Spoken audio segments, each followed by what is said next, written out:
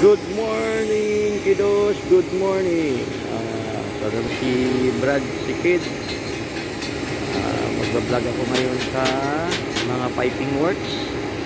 Ito yung pipe na gagawin. Yan, kahaba. Ang layo niyan. So, estimated namin sa trabaho, mga nasa 270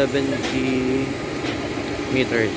So ito yung first namin ginawa. Ito yung mga pipe shoe na tinatawag, kasi steam line yung ating piping na gagawin. Mainit, kailangan siya ng pipe shoe para sa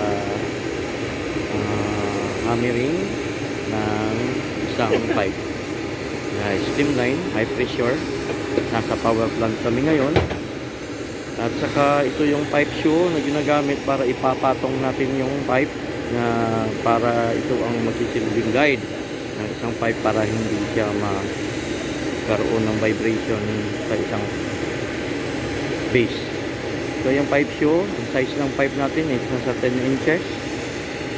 At ang leg nito nasa 4 inches.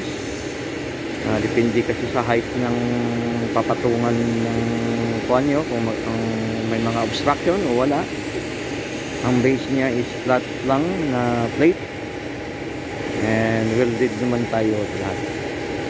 So yun, susunod kong vlog base, papakita ko yung mga pipe, mga welding niya. Salamat, good morning.